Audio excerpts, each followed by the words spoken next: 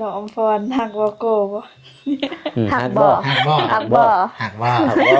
หักบ่ หักบ่ หักบ่ ตอบเลยตอนนี้คนเบิ่งไลน์ อ๋อคือว่าคำถามนี่ผู้ชายตอบก่อนไอ้กูหักน้องอม 400 พ ปลาร ย บ่ มาได้คนเบิ่งได้ ผมบ่ได้เด้อ แหน่ ผู้ใดกระทำเบากูหักน้ำน้องอำพรบ่พุ่นน่ะ น้อง ตอบด่วนเลย โอ้ย ตอบเลย อยากเห็นบ่ ตอบเลย เบิ่งอยู่ในกล้องพี่นะ อ่า หักกันแน่เนาะคันบ่หักบ่มาดอกเนาะ โอ้ย นี่สวัสดีน้องบองบ่ไปหักกาแฟไปยาอีกบ่ซั่น โดยเดี๋ยวมื้อหน้าไปหัก เหมือนนั้นคนอื่น มื้ออื่นบ่ เลย ความรู้สึกดีๆ จั เป็ ง น บ่มื้ออื่น เด้อ หักไอ้ตูนเด้อ ทางใด หักแบบใดเนาะ น้องบองหึงเด้อ มีคนหึงเด้อมีคนหึงคนห่วงทางนี้เด้อ นะ FC เพิ่นว่า เดินมาได้ว เลิก FC เพิ่นว่าเลิกเบิ่งซิริมาเบิ่งเบาตูนน้องบองบ่ FC น้องบองเบาตูน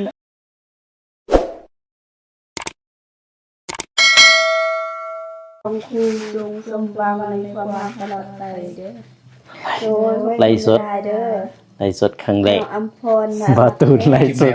ขอบคุณค่ะ สบายดีเด้อ ไลฟ์สดครั้งแรก แรกเลย FC จากไทยค่ะ ให้ เสียงไม่ค่อย ให้ สัตว์ น้องบองกับ แต่ น้อง จะมี อำพรเพิ่นไลฟ์อันนั้นอ่านคอมเมนต์จ้ะ ขออภัยนำเวลาเด้อพอดีกองบ่แจ้งปานใดมันก็ตามมีคนไทย คนเบิ่งไลฟ์เด้อเฮ้ย ครับ โดยสวัสดี สวัสดีครับ FC ใต้วันท่าแต่งเมื่อไรเดียว โอ้ จะ โท สวย ษ ค่ะเดียวลองพูดจริงๆนะครับ เห็นน้องทั้งสองคนเลย สองคนเพิ่นอ่านคอมเมนต์บ่ทันนะบัดนี้ ใต้วันโดย ขี่จากไต้หวัน สบายดีอ้ายตูน ติด สบาย ให้ ดี เลยนะติดให้น้องบองหน่อยนะ โดย ได้ ส ยิน บาย เสียง ดีเด้อ ทางนั้นยังอ่านคอมเมนต์ น้อ อง ยู่ บองน้อง อันนี้ติดอยู่เทิงกันติ น้องพร ติดบนนึงวะ นี่ถึงติดเบิ่งหนังก็ได้ให้ได้ยินเสียงอภรนั่น อ้าวทางนั้น อ่านอัดเสียง อ่านคอมเมนต์เนาะอ่านบ่ทันนะบัดนี้ น้องบองสวยแบบธรรมชาติโดยขอบคุณหลายๆเด้อ ก็แบ่งเด้อแม่ สบายดีเบาตูน อืม บอกน้องตูนหับเอ็ดพี่แน่เด้อจ้า ขี้คุยอยู่จัง บ่ซื้อเฟซจังได๋เด้อซื้อเฟซ โดยพิมพ์มาคอมเมนต์ในนี้ได้เด้อซื้อเฟ ซื้อเฟ ซ ซเด้อ เอาอ่านฮอดใส่ได้ อันแท้เพิ่นว่าบ่ตูน เบา มีแฟ โก นสวยมาก อยากคืนดีครับไอโกมีแฟนเก่าบ่ ใช่ใช่ เสร็จ มีแฟนแล้ววัน เสร็จ นี้ งั้นได้อ่านใหม่มั้ย ใช่ใช่ เบากู เอ้ย เบากู บาโกอยาก อยาก คืน คืน ดี ดี ครับ ครับ ไผวะ อ้า เดี๋ยว สาว ๆ วันนี้ นั่น มีแฟนคนไทยบ่ เอ้ย เบาตูนน้องอำพรภูมิจองเด้อครับ อืม เฮ้ย ถ้าโซ คอมเมนต์ บัญชี บัดนี้ FC จะโอนใส่สมทบสร้างหาร อยาก ค่า ไป ให้ เจอพว นะ กคุณเพิ่นว่า โดย กินข้าวกันยังโดยกินแล้ว 15,000 บาท ดีใจกับบองกับน้องตูนด้วยครับ โดยน้องอำพรก็งาม โดยขอบใจเด้อ บ่กู สวัสดีครับสองห บ้าน นุ่ม ไฟ สองสาว FC จากสุบุรี ยังบ่ทันฮู้กันว่านอนบ้านใครวะ สุบุรีใส่ อ่านอีกเลยแต่อัน ใส่ จาก ทบุรี ชลบุรี ชนบุรีโอ้จื้อ ช จื้ ล อ บุรี ชนบุรี อยากฟังน้องบองห้องเพลงผู้สาวคาระโดยเดี๋ยวบรรณาสิห้องให้ฟังเด้อ สาวกันหรอก ตอนนี้บ่จื้อเนื้อเพลง โดยเมดูไม่ข้ามโฆษณาอยากให้ทั้งสองคู่มีเงินแต่งงานเร็วๆขอบคุณนะคะ ติดตามทุก ติดตาม พร้อมแต่งเลย ที่ไม่แม่นบอก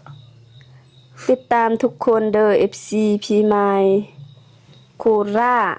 ไทยทีมงานลาวใต้ถึกบ่ โคราช โคราช โคราช โคราช ที่จากโคราช ไลฟ์สดทุกวันเลยจ้าเบาตูนเบากูสาวบองสาวพร โดย ได้ อันคือว่าน้องอันไว้บ่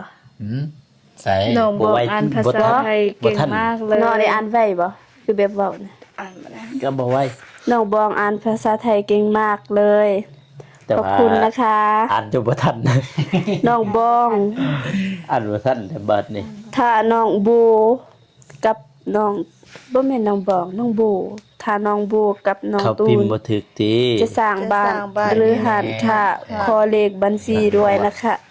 จะสมทบทุนด้วยขอบคุณหลายๆเด้อ บ่ทัน ทันนะ ขอยมักเบาฝนฝากบอกลาวแน่ ใส่อยู่ไสข่อยมักบาฟอนหาบ่ทันหาบ่ทันในคอมเมนต์ ข่อ นี่ ยมักบาฟอนฝากบอกเรานี่เด้อเดี๋ยวสิบอกให้เด้อ เบาฝนอยู่ซื่อๆก็มีคนมัก อยู่ซื่ อ อ นาคตรวยแน่นอนเบาตูนน้องบอง โดยสาธุเด้อ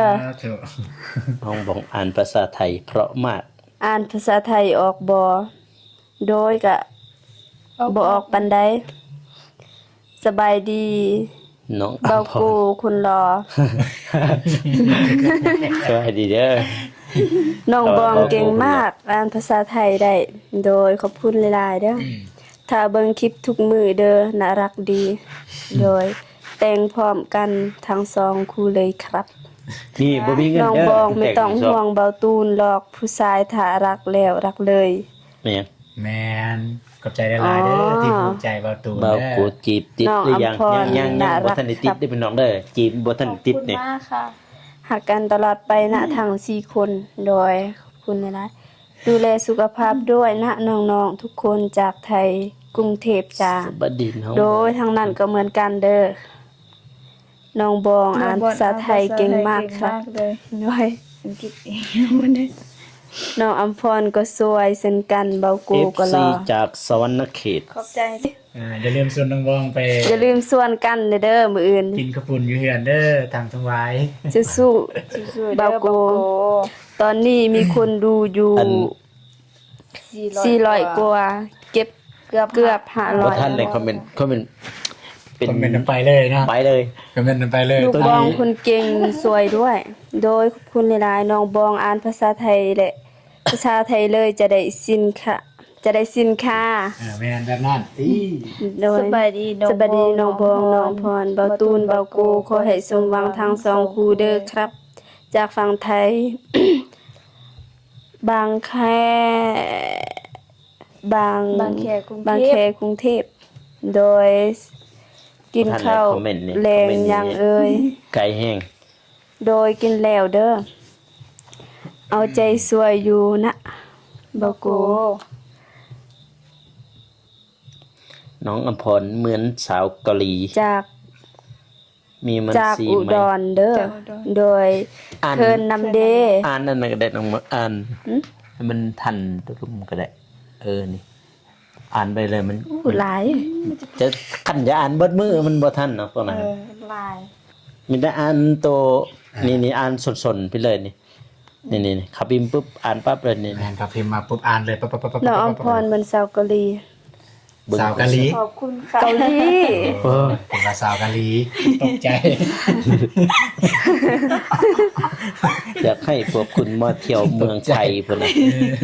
เออ อย่า น้อง ทำให้ ท น้ รา อง ย บอง แต่ง ผิดหวัง วันในจะโอนไปผูกแขนเด้อ 15,000 บาท ใจร้ายเด้ เห็น อ เด้อ อย่าทำให้น้องบองผิดหวังนะ ไม่ให้ผิดหวังแน่นอนครับ ส่วนลาน่าจะคุยกับ น้องตู MC น ตอนไหน น้อง นี่หลายกว่า เบาโกน้องอัมพร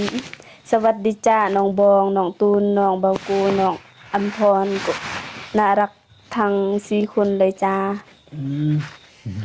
นุ่ม อ่าน นุ่มๆ คอมเมนต์บ่ทั พา นไปหน่อย ๆฟังเด้อ ไอ้สด เอียง นุ่มๆพาสาวๆมาเที่ยวทะเลนะ ได้ ฟังให้ชัดๆเด้อเด้อ อ่านจางรถก่อน บ่หาเงินเฮ็ดบัตร ทักทาย สปอร์ตก่อน สปอร์ตก่อน มีข่าวดีไวๆเด้อปักหมุดบัญชีเลยครับ เพื่อมีคนสวยขะดองครับโดย FC ฟังไทยเสียทางประเทศเลยอาตูดน้องบอง เลยขอบใจหลายๆ FC ฟังไทยครับโดย 500คนเบิ่งโอ้บ่ธรรมดาเด้ อั อน ขอบใจสำหรับ500 คนเด้อขอบใจหลายๆเด้อเก็บอ่านบ่เป็นก็ ไปเลย เดือนเลยครับบ่เป็นภาษาเลย โดยขอโทษขออภัยนำหลายๆอ่านภาษาอังกฤษบ่เป็นเด้อ สวัสดี เสียง อยาก เบา เห็น ไม่ เบา ค่อยได้ยิน จีบ จ้า สาวดี น่ารักมากเลยหวานใจอาตูน อยากเห็นเบาโกจีบสาวถ้าเบิ่งนี่ ปักหมุดเลยบัญชีเลยจ้า คลิป เพื่อมีคนสวยขะ คลิ ด ป อง เย็น สวัสดีจ้าสองคู่สู้ซื่นขอให้หักสมหวังทุกคนนะคะ สวัสดี อยากเห็นเบาโกจีบสาวเด้ อยากเห็น สาวๆ เบิ่ง น่ารัก เด้อ นะคะ ทั้งสองหนุ่มสุขดีมาก ปัก ค่ะ บัญชีไว้ให้ น่ารั ผู้ ก ใหญ่ นะคะ ช่วย น้ เรื่ อ อง งค่าดองหรือสร้างบ้าน จาก เงินหอ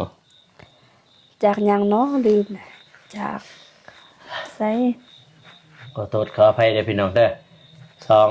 สาวคนนี้เกอะเกะกะกะในภาษาไทย โอ้จากสาวชลบุรี เกอะเกะกะในภาษาไทย บั ก็ ญ ได้ ชีผู้ใหญ่ใจบุญจะได้ซอยเหลือค่ารองหรือสร้างเฮือนหอ อยู่แขงใดครับ อยู่แขงสิกองเด้อ เบาโกจีบน้องอำพรเลย กลางคืนดูอัมพรสวยมากเลย ขอบคุณค่ะ กลางเว้นเนี่ยบัดนี้ ฝากขอบคุณน้องกระเดือยเด้อพี่น้องเอ้ยหากันลง ข เมื่ อ อบ กี้ คุ นี้ ณมากค่ะ 10 ปลายนาที คนเบิ่งบ่ฮอดร้อย สบายดีเบาสาวติดตามเด้อฟังไทยโดย สบายดีเช่นกันเบากูตัดผมใหม่จะหล่อมากมาก ยังมื้ออื่น คือท่านพ่อแม่ สัญญาแล้วนะมื้ออื่น สัญญาแล้วมื้ออื่น สวัสดีเบาตูนเบากู ตัดผมแล้ น้อ ว งบองน้องอัมพร โดยสวัสดีค่ะ สวัสดีครับเบาหลอ ลงยังตอนนี้ ทั้งสอง ลง สา ยั ว ง ส ตอน วย นี้ ทั้ ฮะ ง ยั ส ง อง ไหลอ ครั ยู่ บผมโด เขา ย มันไหล สวัส พี่ ดี เบิ่งนี่ บ่ สวัสดีสองหนุ่มสองสาวสุดสวย ลงแล้วจบ ส ไหล วัสดี EFC ก็ จ้า ไป เสียงควงเด่นหนาวโดยสบายดีเด้อ ไม่ยัง ปักหมุดเลข ตัวใด บัญชีเลยครับเบาตูนหับเป็น เปิ เพื่ ด อนใน นี่เล เด้ ย อ ไหลเด้ เปิดเลยว่าเขาเปิดอยู่ไส คนลาวไหมคะ จบนี่ก็เปิด ใช่ เลยไหล ค่ะ เป็นคนลาว เขาสิ นะ เบิ่ง คะ น้ำลังอีกพอน้ำลังเขาจะได้น้ำลัง สวัสดีบ่าวสาว มาได้ เด้อดีใจนำ มันจบเนี่ยก็จึงเปิด น้องทั้งสองน้องบองเก่งจัง ลูกอ่านภาษาไทยได้ด้วย โดย กลางวันก็สวย อ่านเกอะเกอะ น้อง เกะ อั กะ มพ อยู่ ร หั่นนั่นพี่น้อย น้องๆน่ารักมากค่ะน้องอัมพรน่ารักจังเลยชอบคุณเป็นด้วยแล้วขอบคุณเป็นด้วยอ๋อ FC บัดนี้ จากกรุง โทรไป เทพเป็นกำลังใจให้น้องๆนะครับ ผู้สาวตามหา เบาโกกับน้องอัมพรน่ารักค่ะเบาตุน เพราะว่า น้องบอง มี ซองครูพาซืนน่ารัก ผู้สาวตาม ทาง หาบาโก จากแม่ฟังไทยด้วยค่ะ สวัสดีน้องทั้งสี่โดยสวัสดีจ้า สวัสดีน้องทั้งสี่คุณครับ โดยสวัส ส ดี บายดี บุญทักส ม วน น กาแฟ รักมนรักสวนกาแฟสวนกาแฟ วัน วันที่ไม่เข้าใจกัน FC ฟังไทยนอนไม่หลับเลย โดยขอโทษหลายๆเด้อ บอกกูฮักจริง วังแตงบ่ครับ วังแตงบ่ครับ เหมาะสมครับฮักกันดนๆเด้อบองตูน FC จากบ้านห้วยดำใหม่เด้อ FC อยากบาดไม่ดำไหม นี่จะให้ดำใหม่กับใจละ อาโกอายุเท่าไหร่แล้วอ๋อ เนี่ย อายุ19 ปีเด้อ ไม่ยัง อายุถามอายุ อายุไผอายุ เอ้อ ปี อายุ อายุ ไผ ไอ้โก้ อายุ26 26 ปีแต่ว่า 26 น้องบาตูนแห้ง สวัสดีเด็กๆ เป็นกำลังใจให้เด้อโดยสวัสดี นับเป็นหมู่กันได้ เนาะ พี่น้องเอ้ยบางทีว่าเป็นอ้ายเป็นน้อง ชอบปานติดยาหึ บอกคอยเปิดเขาไปยินเขายินบอกคือว่าตังโกงไก่แท้ ได้ยิน สอบปานติดยาโอ้ขอบคุณหลายๆเด้อที่สอบทีมงานดาวเตะปานติดยา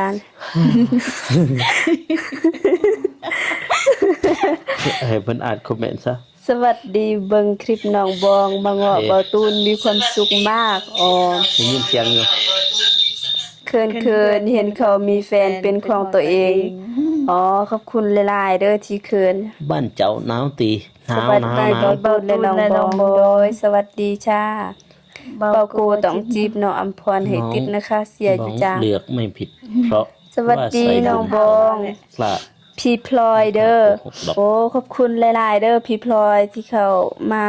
คอมเมนต์พอดีเคยแชท น้อง หา บ กัน อง อยู่ เลือกให้ น้องบองเลือก ไม่ผิด ไม่ หรอก ผิด เพราะว่า ว่าสายบุญเขาไม่ได้โกหกดอก โด บาย ตูนปักหมดเลขบัญชี บ้านเจ้านาวตี้โดยนาวดุด ตูนปักหมดเลยตูน หนาว ได้ เด้ นั่ง อ กินข้าว ปักหมุดเลยก็ แด ได้ งเนาะ เลขบัญชีมันเลขบัญชี ได้กิน เอาบ่ บอบัญชี ขนมจีน อันนั้นแหละตัวเขาจะโอนเงิน นะครับ แหละ ทางน้อง เขา บอ เข้าง และ กับ น้อง มื อั อ มพ โอ้ ร คือแม่นแล้วเนาะ โอ้โหมันเข้าเท่าไรเท่าไร จะสวยขรองจาน้องบองบอกเบาตูน บ่เห็น ปัก แม่ ห และ มุดเลข น้อง บัญ บ่เห็น ชีมีคนจะสวยขรองจาน้องบอง แต่ว่า สอง บัญ คู่ ชี หวาน นั้น ใจ มันบ่ น่า ได้ รัก อัด จั สี ง นะ คือ จากฝั่งไทย อากถามพี่น้องเลยว่า เท่าไหร่ เตรียมเงินผูกแขนแล้ว FC จากไทย บ่มี แม่นเอาทางห้านหรือว่าทาง อ่าน ทางห้านนั่นแหละทางห้านเล็กเปลี่ยน อืม ทีแต่ละเทือเนี่ย ถ้าว่าโอนมีแต่แชทเอาแชทส่วนตัวแล้วก็โอนมาจึงแคปหน้าจอเลยฮะจึ น้อง งบ สา อ มารถ งวัน ไป นี้ แลก จะ เอา มี ได้ ข่าวดี โอ้ มีเอาบัญชีเบิ่ง ผู้แฟนวันไหนครับ แม่นถ้าว่ามีซุปเปอร์แตงหั่นได้อยู่ ใช่ หรือว่าบัญชีลาวก็ได้บ่ บ่ได้เลยเฮ้ยเขาอยู่ไทยเด้ พวกเจ้าคืออ่านภาษาไทย เก่งแท้ว่าติ ออกคือเก่งแท้ นะ เคยไป เบาตูนน้องบองเบาโกน้องอัมพร หาเงินแต่งเมียอยู่นี่ ฮักเด้อเด็กๆรอผูกแขนอยู่เลยเด็ก ขอบคุณหลาย ๆอัน หาเงินเฮ็ด หาเงินเฮ็ดบัตรสปอร์ตนี่นะ น้องพร เลย ๆ ไป สบาย ฝั่งไทย ดีเด้อ น้องโกสบายดีเด้อ เบาโกรอค่ะ โอ้ยรออีกแล้ว ขอบใจหลายๆเด้อ หืม 400 ท่าน สอบประโยค สอบประโยคที่น้องเตียงถามน้องบอกว่ามื้อนี้สิไปไสนางตอบว่าสิไปง เรื่อง อ บั ไอ้ ญ ตู ชี น ถาม ว่า เบา ซ่า เตียง น เด้อน้องบอก สวัสดีหนุ่มสาวไปเก็บกาแฟให้เบิ่งอีกแน่เด้อ ว่าเรื่องบัญชีถามมาแต่ว่าเฮามันบ่มีเลขบัญชีอันบัญชีของเฮาเอง แต่เขาจะโอนมันสิเขาต้องเข้าบัญชีตอนไลน์มันบ่ได้ 4คนดังทั่วประเทศไทย เขาบ่ได้แคปมาเด้ คุณค่ะ มันบ่มีเอาบ่มีในบัญชีไทยเลย น้องอมพรฮักบ่โกบ่ หักบ่ หักบ่ หักบ่ หักบ่ หักบ่ หักบ่ หักบ่ ตอบเลยตอนนี้คนเบิ่งไลน์ อ๋อคือว่าคำถามนี่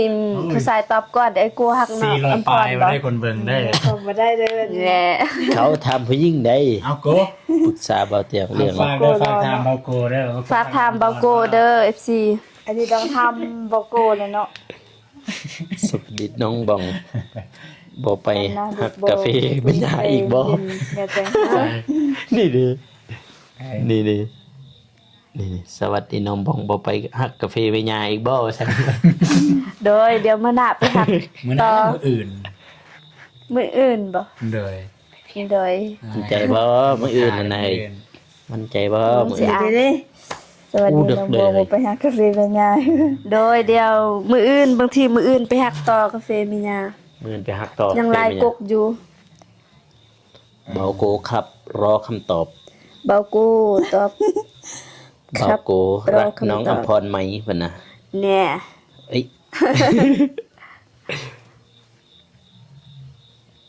ไม่ใช่อีก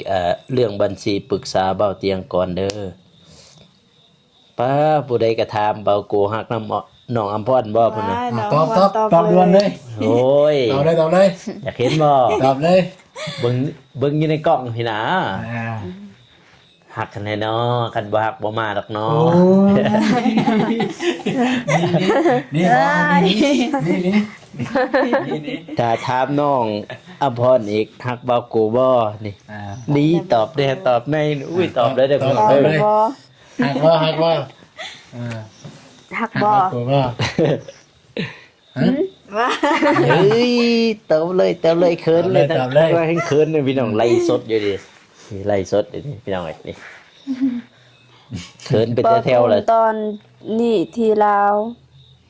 กี่โมงแล้วตอบด้วย 9 โมง 10 โมง2ประมาณ2 ทุ่ม2 3เลยสิเข้า3 ทุ่ม 3 ทุ่ม 46 นาทีครับ 1 ทุ่ม ส มัน วัส 7 ดีเบา 2 โก ทุ่มมัน8 3 ทุ่ม กับน้องอัมพรอิลีบอ 3 ทุ่มแล้ว เอากูหัก น้องอำพรนี่เลยบ่ หักอีหลีเนาะเว้าไปแล้วเนาะ เบิ่งหน้าอำพรนะ เพิ่นว่าแบบ บ่แม่นเว้าในกล่องเบิ่งหน้าอำพร แม่นว่าใช่เก่งแท้ภาษาไทยนี่น้องอำพรตอบมานี่ น้องบองเก่งแท้อ่านภาษาไทยออกโดยน้องอำพรตอบ ตอบครับ น้องตูนน้องโก น้อง ตอบ ตูน คอม น้อ เม ง นต์ ปู ด้วยกัน ช่วยตอบคอมเมนต์ด้วยกันสิ เบอร์ตูน เบาตูน ตอบคือกัน น้ ได้ อง พี่น้องได้ตอบคือกันอยู่นี่พี่น้อง มัน เด้อพี่น้องเอ้ยเนี่ยก็ ให้ มา ได้ อ่าน ทำงานกัน ไลฟ์แล้วก็ถ่ายคลิปไปนำพี่น้องเลยแล้วก็เบิ่งมืออื่นเนาะพี่น้องเนาะหวานๆนำกัน เพราะว่าเพิ่นไล่ครั้งแรกเลยพี่น้อง มันยังบ่ตอบอีก เนี่ย น้องบองฮักเบาตูนไหมค น้ รั อบ งอภรยังไม่ตอบอีก ตอบ แล้วแม่ น้องน่ารักเด้อบ่ ใน กู ในคำถามเมื่อกี้เนี่ย นี่นะน้องอภร น้องบ ต อ อง บนี่ไม่ยังน่ะ คือยิน อ้ายนินแล้วเนาะ น้องบองรักเบาตูนไหมคะ หักบ่ล่ะ ตอบดัง หักบ่ล่ะ ๆฮัก เว้าแง่ง โดยฮัก อ่าหักคือกัน อาตูนมาหาน้องบองสุมือเด้อ FC เวลาตรงกันที่ เก่งๆซื่นชมเด้ออ่าน ตูน ไทยออก บอก บ่ แม่ หลับบ่นอนกัน กำ บ่ ลังอยู่ที่ฝั่งไทย ยังไล จ้ะ ฟ์สดเด้อ เด้อ อัน ตอบ เวลาฟังไทย น้องอำพ กับ รยังตอบ ฟังลาวนี่น่าจะซ้ำกัน เว ได้อพี่ ลา น้อง ตร เด้อง กับไทยเลยค่ะน้องบองเมดูอยู่นะคะคนสวย เวลาฟังไทยกับฟังลาวน่าจะซ้ำกันพี่น้องเอ้ย ดีๆเด้อ อ๋อ ใส่ อ๋อนี่แหละเมจากขอนแก่นบ่ จังหวะแม่นล่ะ อีหลีเด้อตอบน้องอำพร น้องพรยังบ่ทันได้ตอบเทื่อเอ้ยบ่โก อุ๊ย ได้ อยา ต ก อบ ฟัง แล้ว คำตอบบ่ โดย แม่น แต่งเลยแต่งเลย บ่โก คันบ่ตอบนี่ FC บ่หลับบ่นอนเด้ อ่าฮะ บ่นอนบ่หลับ ว่าจังซั่น เวลาตรงกันที่เบาตูนบอกนี่กำลังดูอยู่ที่ฟังไทยตอนนี้ เวลาฟังไทย น้ กั อบ ง ฟัง อำพ ลาว รตอบยังหักเบาโกเปล่า ตอบขอ หยังเปล่าโอ้ โอ้อันนี้นะ หรือเปล่า อ่านทีละคำ น้องอำพรตอบยังหักเบาโกหรือเปล่า น้องอำพรไหม ตอบแล้วเด้อพี่น้อง ถาม เด้ ดี อ เบาโกหักน้องอำพรบ่ ฮักบ่ โอ้ยหาตอบไปแล้ว ตอบอีก หากว่า สาวอำพรตอบหน่อย นี่นะตอบเลยน้องอำพรนี่ ตอบเลย ตอบ นี่ ตอบ เพิ่นกำลังเบิ่งอยู่หักบ่โกว่าสิถามแทนหักบ่โกว่าจะสิว่าจังไดกันในโลกนี้เหลือแต่บ่โกกับจระเข้ กับไอ้ที่ บ่ มีจระเข้ก็มาอีกบันนี้ กันในโลกนี้เหลือแต่บ่โกกับแค่จะสิเลือกไผเลือกแค่หรือว่าเลือกบ่โก ฮิตอยู่พี่น้องเลย น้องอำพรยิ้มอย่างเดียว ไม่ได้นะ นี่ตอบก็ เวลาเขาสั่งมา อีหยังเว้าอีหยัง เอาอีหยังว่าอีหยังได้ยินไหม แม่ได้ยินได้เว้าอีหยัง สำคัญเวลาจ้า น้องอำพรอยากมาเป็นสะใภ้ไทยบ่น้องอำพรตอบว่ารู้สึกดีลูก FC รอคำตอบ บ่โกว่าจ้า FC รอ FC รอคำตอบอำพ ฮั ร กไอ้ตุนเด้อไป ไป เก่งทุกคนเลยอ่านภาษาไทยเก่งมาก ลูกสาวลูกชาย ทุกอย่างเป็นสี ดี ชม ใจ พู นะ หวา ที่ นหม ลู ด กลูกหักกันสวยงามมาก จดจำความ แล้ รู้ ว สึกดีๆ แบบนี้ไว้ ไอ้ นะ ตุ้นเด้อ หักไอตูนเด้อ ทางใด หักแบบใดเนาะ น้องบองหึงเด้อเด้อ มีคนหึงเดินคนหึงคนห่วงทางนี้เด้อ นะอ๋อคือว่าหักไอตูนเด้อโอหักบ่ได้เด้อ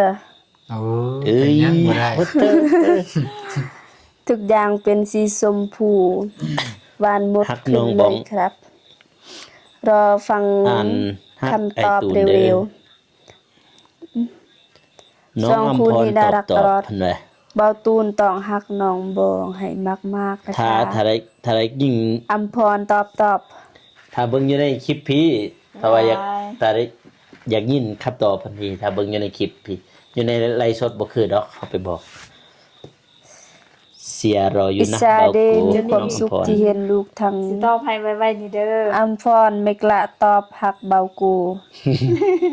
ใช่ เสียอยู่เด้อ เดี๋ยวสิตอบ เบา ให้ กู เด้อ ใช่น้องพร น้อง ได้ บ ลา อง ต่ อ่าน ครั ภา บ ษา สี ไทย จากสวีเดนโปรแลนด์ยัง เก่งมากนะครับ สวัสดีซีหนุ่มที่รัก FC โปแลนด์ จาก โปแลนด์ โป นะ แลนด์ โปแลนด์นะฮะ จากโปแลนด์ ดูในจะแต่งก่อน ครูในจะแต่งก่อนครับ FC เพชรบูรณ์ เนาะ หืม บุรี เพชรบุรีสวนทุเรียน นั่นเพิ่นบอก ส่วน โอ้ยอยากไปสวนทุเรียน ทุเรียน ไลฟ์สดครั้งหน้า ครั้งแรก ต้องมีปุ่มซุปเปอร์ แต่งนะ นะ น่ารักทั้งสองคนเลย แต่งบอกด้วย แต่งานบอกฟังไทยในเด้อ โดย น้องบองแม่จะน้องบองแม่น่ะอะไร เรื่อง นาะ แบบนี้ขาด น้องบองแม่น่ะ ไม่ได้ พา ครับ น้องบองแม่ ต้ น่ะ องรอ ภา ให้ ษา เบา จาก กูชัดเจนกับ หัว กับ ใจ ลูก ตัวเอ ทุ ง ก ก่อ วัน น แค่ในใช่คอนแกนไม่ใช่คอนแกนอ๋อ เบากู โทษนับได้ได้เราพอดีลูกบ่จื้อ ไป เพิ่น เดา คนแก่นเพิ่น ไม่ทันตู เป็น นเมียนั่นแหละ เดี๋ยวไม่ทันตูนพะนะ อยู่เชียงราย FC จาก อยู่เชียงราย เรื่องแบบ กา อยู่ นี้ เชียงใหม่อยู่เชียงใหม่ ประเทศไทยนะ เพิ่นอยู่เชียงใหม่มันเป็นเชียงรายเพิ่นอยู่เชียงใหม่ เรื่องแบบนี้ขาด คู่ไหนหวานกับ เอาคำ คู่ ต ไหน อบ หวา ไม่ น ได้ กว่า นะพี่ ครับ FC ต้องรอให้เบาโกชัดเจนกับหัวใจตัวเองก่อน เบาโกให้ไวเด้อไม่ทัน ถ้า เบา ถ้า ตู เบิ่ น งคอมเมนต์อยู่ลุมหัน เบาตูนถ้าไม่ได้เจอน้องบองสัก10 วันจะเป็นไง โอ้ยอัน แบบนี้เลยพี่น้องเลย คงกินไม่ได้นอนไม่หลับเลยฮักทุกคนไม่ใช่ อ่านคอมเมนต์บ่ทันเรื่องบาดนี่ น่าฮักทั้งสองคู่เลยน้องบอง น้อง แต่ อัมพรตอบยัง ก็ ยังบ่ตอบเด้อพี่น้องเด้อ พร ถ้าเบิ่งอยู่คลิป แม่ พี่ อยู่ ถ้าเบิ่งอยู่ในคลิปพี่ถ้าอยากรู้คำตอบ อิหยัง แม่ เมื่อยพี่น้องเอ้ย นครพนม โอ้ แม่อยู่นครพนมแม่น เลิ แม่ ก น เบิ่งซีรี แพิ่น ส์ อยู่ มาเบิ่ง นครพนม ปาตูน แม่นแหละ แม่อยู่นครพนมลูกบองโดย จือ น้องพรบอกหักบอกกูมีรางวัลให้1,000 บาท คนอยู่ เนี่ยเนี่ย น้องพรบอกหักเบาโกมีรางวัลให้1,000 บาท บัตโต ทักทาย ไปแล้วเนาะ ขึ้นมา น้อง ขึ้นมาเพิ่นไปเข้าห้องน้ำ สาวอำพรตอบยังเด้ออผมจะพองเบาเตียงเฮ็ดให้ FC บ่ได้หลับได้นอนมีแต่ความ เบิ่ง สุข เบิ่ง ที่ได้ เบิ่ เบิ่ ง ง FC เพิ่น ไล ว่า ฟ์สด FC จากกรุงเทพ FC เพิ่นว่า มาได้ เลิก FC เพิ่นว่าเลิกเบิ่งซีรีส์มาเบิ่งเบาตูนน้องบองบ่ได้ FC น้องบองเบาตูนจากประเทศไทย โอ้ยคอมเม จั น ง ต์ หวัด พี่น้องเอ้ยครั้งแรกที่เบากูจีบน้องอัมพรเด้อโอ้ย จังหวั พี่ ด น้อง กาฬ เอ้ย สินธุ์ อืมยากแท้ ยากกันยัง หาคำตอบ น้อง ยู่ บอง พี่น้องเอ้ย บอกนักน้องตูนแน่ บอกรักน้องตูน บอกนะแม่ ๆเลิกเบิ่งซีรีส์มาเบิ่งเบาตูนกับน้องบอง ขอบคุณหลายๆเด้อครับ น้องอำพรยังไม่ตอบ อ๋อ จะน้อยเพิ่งตอบเด้อ ถ้าเบิ่งจะน้อย สวัสดีครับหนุ่มๆสาว FC จากโคราชครับ จากโคราช นอนดึกอีกแล้วคอยคืนนี้ ตอนนี้พี่ทำงานเข้า น้องๆ เวร น่ารักมาก ก็ชอบ ค่ะ ดู FC ทั้งสีขอบใจหลายๆเด้อที่เข้ามาเบิ่ง สุบุรี ยังสุบุรีอีกแหละ ชนบุรี ชลบุรีชลบุรีมันสุ ชลบุ ตลอด รี ไฟซื้อหลอด น้องบองยิ้มหวาน น้อง ได้ดูหน่อยค่ะ น้องบองยิ้มหวานให้ดูหน่อยค่ะ ยิ้มแน่ยิ้มพูด หนาวหรือยังทางลาวใต้หนาวเลยเด้อทางลาวใต้หนาวแล้ว ค่อยเบิ่งคลิปหมู่เจ้าก็มีความสุขแล้ว จาก จบไล่สดแล้วที่จบหลังจากไล่สดอึ๊บป่าเมื่อยคือเก่าคือเดิมทางหลังอ่านคอมเมนต์จนบ่ทัน จนบ่ทันเลยนะคอมเมนต์ร้ายแห้งเพราะว่าครั้งแรกเลยพอไล่สดซุปเปอร์แต่งบาวตูนบ่ได้บ่ว่าเป็นหยังเปิดบ่ได้แต่ว่าบอกโกได้อยู่ซุปเปอร์แต่งคันมีเธอสิให้เลขบัญชีมันเขาจะโอนมันไปพุ่นหมดบัดนี้ แมน บ่ได้บ่ได้เฮา บ่ได้เข้าเฮา ทายหรือว่าไลฟ์สดเพราะว่าไลฟ์สดครั้งแรก FC เพิ่นอยากให้ไลฟ์สดเพิ่นอยากเบิ่งสดๆบ่ต้องได้ทายเพิ่นน่ะก็เลยมาไลฟ์สดพี่น้องเอ้ยนี่ก็กินข้าวเย็นหรือว่าข้าวแรงอยู่นี่นะพี่น้องเนาะมีหยัง มีหยัง บ่มีหยัง ทางบอกกูก็สิได้เดินทางกลับนะพี่น้องเนาะอย่าลืมฝากกดไลค์กดติดตามนะพี่น้องเด้อเพื่อเป็นกำลังใจให้ทีมงานแล้วก็บอกกูพี่น้องเลยเนาะสำหรับคลิปนี้ขอกลับเข้ามาสบายดีพี่น้องสบายดีได้เจอกัน EP หน้านะพี่น้องแล้วว่าคลิปหน้าบาย